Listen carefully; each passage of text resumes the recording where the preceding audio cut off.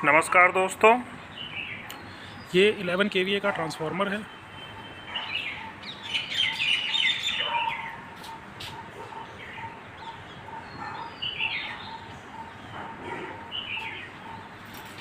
ये ट्रांसफार्मर की input side है। मैं खोलकर आपको दिखाता हूँ।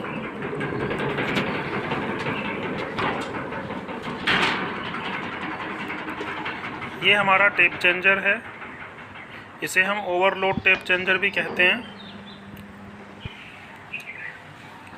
ये ऑयल रिले लगी हुई हैं। इसे RTCC पैनल भी कहते हैं।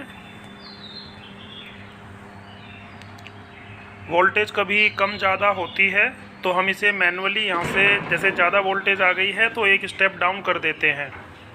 ये इसका RMU है, रिंग मैन यूनिट।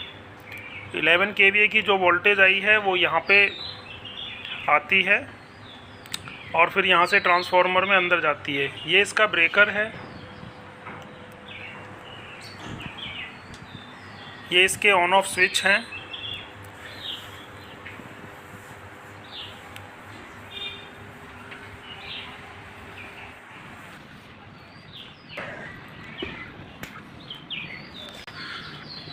दोस्तों, ये इसकी आउटपुट साइड है।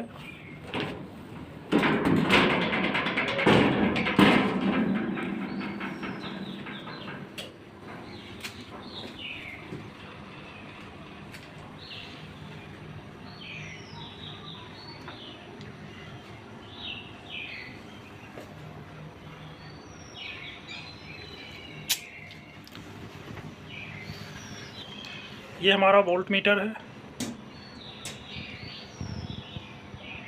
अभी 415 के आसपास वोल्टेज है। ये एम्प मीटर है। अभी मॉर्निंग का समय है तो लोड नहीं है, इसलिए इसमें ज़्यादा लोड नहीं आ रहा है। ये हमारा ब्रेकर है। रेड से सप्लाई कटती है और ग्रीन से ऑन होती है, लेकिन ऑन करने से पहले हमें इसको बाहर निकाल के चार्ज करना पड़ता है। ये हमारे ATS हैं। 630 एम्पियर का एक ATS है। मैं एक ATS आपको खोल के दिखा देता हूँ।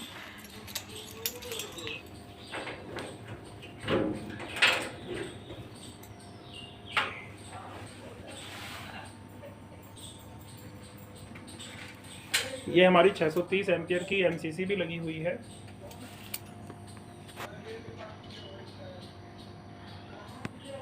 ऊपर इनपुट साइड है, नीचे आउटपुट है। ये सभी केबलें तीनों ATS से निकलने के बाद हमारे LT पैनल में गई हैं और LT पैनल से फिर आगे डिस्ट्रीब्यूट हुई है पावर सप्लाई। ये ट्रांसफार्मर की आउटपुट साइड है। उधर 11 kVA इनपुट थी। इधर से ये कंट्रोल करके पावर को जितनी हमें ज़रूरत है 415 उतनी हमें दे रहा है।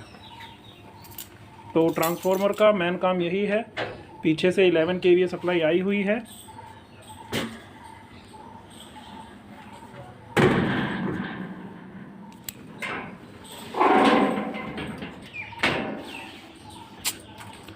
दोस्तों, अब मैं आपको अपने LT रूम में ले चलता हूँ।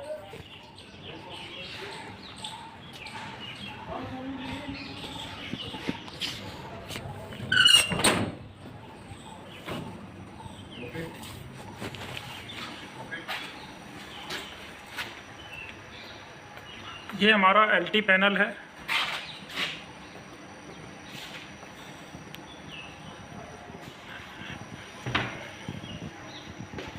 ATS 1, ये ATS 2 है और ये ATS 3 है। ट्रांसफार्मर की आउटपुट साइड से हमारे 3 ATS के लिए सप्लाई निकली थी। तो पहले ATS से उसमें सप्लाई आई, दूसरे से इसमें, और तीसरे ATS से यहाँ पे सप्लाई आई है।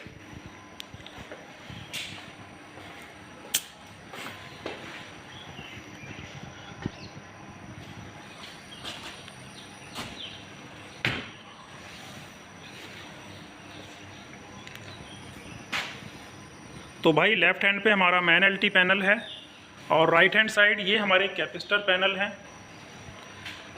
कैपेसिटर पावर बैंक 125 kVAr का एक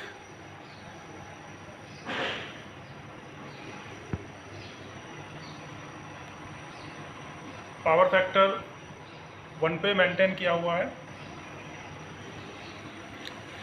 ये हमारा डीजी पैनल है, 3 डीजी हैं।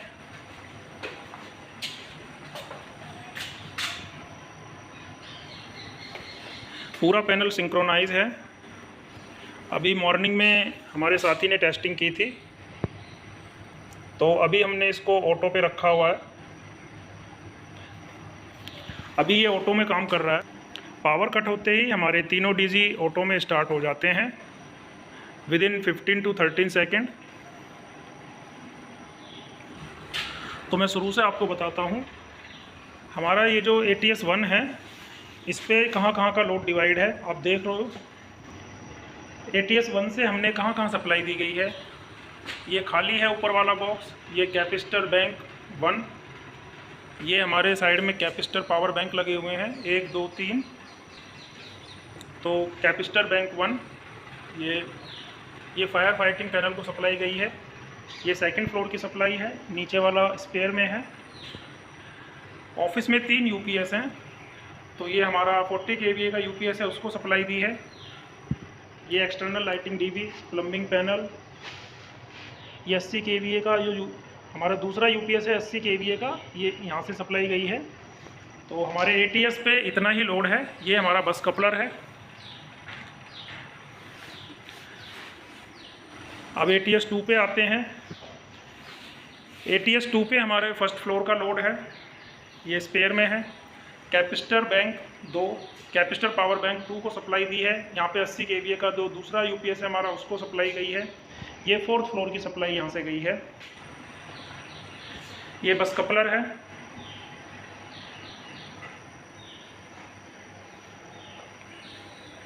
ये ATS3, इससे हमारे ग्राउंड फ्लोर और 3rd फ्लोर को सप्लाई यहाँ से दी है। और कैपेसिटर बैंक 3 और कैपेसिटर पावर बैंक 3 को सप्लाई दी है, बाकी 2 स्पेयर में हैं।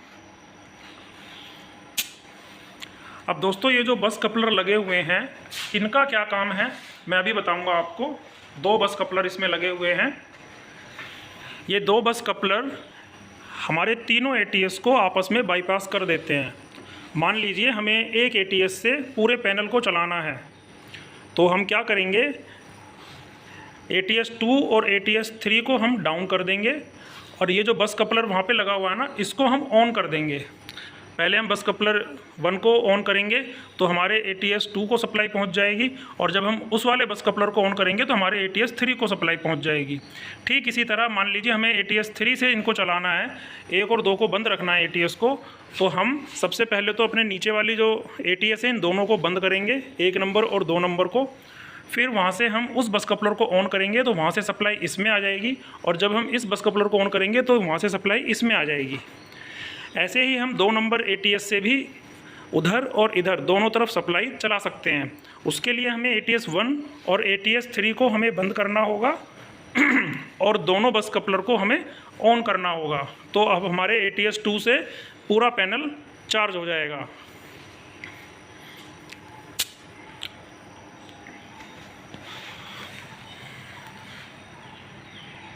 Incoming supply from 1000 kVA sub station. दोस्तों, ये ATS1 की इनकमिंग सप्लाई, ये हमारा मीटर है। इसमें हम देख रहे हैं कि कितना वोल्टेज आ रहा है, कितना एम्पियर करंट चल रहा है। अभी ये ऑन है।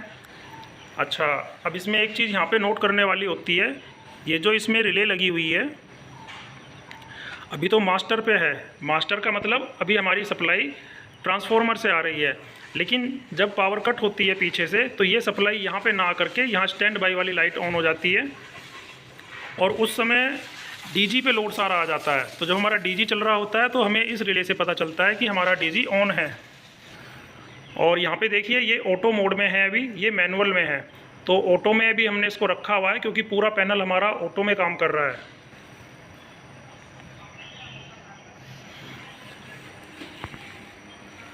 और ज़्यादा कुछ इसमें है नहीं, ये केबल अलाइज हैं। अब मैं आपको डीजी पैनल के बारे में थोड़ी जानकारी देता हूँ। पावर कट होने पे हमारे तीनों डीजी एक साथ ऑन हो जाते हैं। आप यहाँ पे देख रहे हो, अभी ये हमारा ऑटो मोड में है। यहाँ से हम इसको मैनुअल कर देते हैं। ये मैनुअल हो गया। अब मैं इसको स्टार्ट करूँगा यहाँ से तो ये स्टार्ट हो जाएगा, लेकिन अभी टेस्टिंग हो चुकी है। टेस्टिंग की वीडियो मैं फिर कभी बना के डालूँगा। अभी हम इसको ऑटो में ही रहने देते हैं। अगर मैं इसको मैनुअल में करके छोड़ दूँगा तो पावर कट होने पे ये डीजी हमारा ऑन नहीं होगा, जो दोनों ऑटो में हैं वो हमारे ऑन हो जाएंगे। ये DG synchronise panel, under voltage relay, over voltage relay, reverse power relay.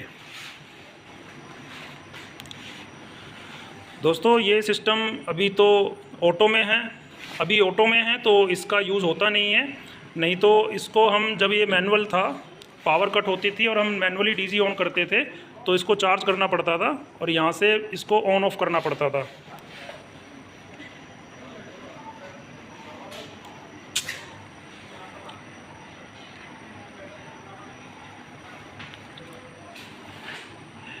पहले डीजी का हमारा ये है, दूसरे डीजी से इसमें सप्लाई आती है, तीसरे डीजी से उसमें आती है।